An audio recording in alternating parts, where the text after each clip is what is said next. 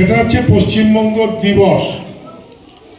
আমাদের আশ্রমের অধ্যক্ষ পূজ্যপাদ স্বামী বিতোষাকানন্দজি মহারাজ, আশ্রমের তথা প্রণবানন্দ বিদ্যাপীঠের সম্পাদক পূজ্যপাদ স্বামী মধুরানন্দজি মহারাজ, আমার প্রত্যেক সহকর্মী শিক্ষক, শিক্ষিকা, শিক্ষাকর্মী, ধাত্রী শিক্ষিকা প্রত্যেকেই আজকের বিশেষ দিনের জন্য অভিনন্দন জানাই যে আমরা এই পশ্চিমবঙ্গে বাস করছি কার বদান্যতায়, কার প্রয়াসে, কার আমরণ চেষ্টায় আমরা পশ্চিমবঙ্গ প্রতিষ্ঠা পেয়েছি।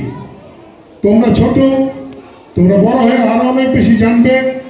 তোমরা চোখের সামনে দেখতে পাচ্ছ দুটি ছবি। একটিতে আমরা মাল্যদান করলাম, সেই মাল্যদানে রয়েছেন দুই যুগপুরুষ। একজন হচ্ছেন আমাদের এই ভারত সেবাশ্রম সংঘের প্রতিষ্ঠাতা যুগাচার্য স্বামী প্রণবানন্দজি মহারাজ। তিনি বরণ করে নিচ্ছেন অন্য একজন দেশনায়ক ডক্টর শ্যামাপ্রসাদ মুখোপাধ্যায়কে, যিনি তার আত্মবলি দিয়েছিলেন এই ভারতবর্ষের অখণ্ডতা বজায় রাখার জন্য সুদূর কাশ্মীরে। সেই শ্যামাপ্রসাদই 1947-এর 20 জুন, পশ্চিমবঙ্গে স্বাধীনতা তখনও আসেনি, ভারত ভাগ হয়ে গেছে। সেই ভারত ভাগের পরে দেখা গেল এই পশ্চিমবঙ্গ বলে যে রাজ্যটাই আমরা আজ বাস করছি পরম আনন্দে, নিশ্চিন্ত নিরাপত্তায়, সেই পশ্চিমবঙ্গটা চলে গেছে পাকিস্তানে, যে দেশটি সম্প্রদায়ের ভিত্তিতে মুসলিম অধ্যুষিত পাকিস্তান অর্থাৎ পুণ্যভূমি, সেইখানে চলে গেছে।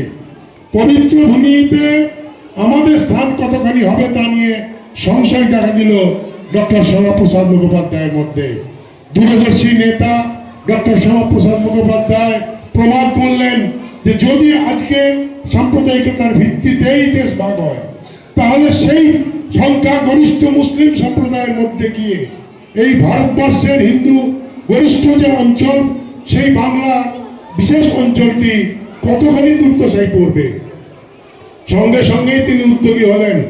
তার উদ্যোগে বিধানসভাতে যে প্রস্তাব পাশ হলো, সেই প্রস্তাব 58 জন বিধায়ক তার নেতৃত্বে, অনেকেই বলেন শ্যামাপ্রসাদের ভূমিকা তুচ্ছ, তারা কতখানি বলেন একদেশদর্শীভাবে আমাদের জানা নেই, কিন্তু এটাই ঐতিহাসিক সত্য যে ডক্টর শ্যামাপ্রসাদ মুখোপাধ্যায় প্রায় একক উদ্যোগেই এই পশ্চিমবঙ্গকে চিনিয়ে নিয়ে এসেছিলেন তদানীন্তন পাকিস্তানের কবল থেকে।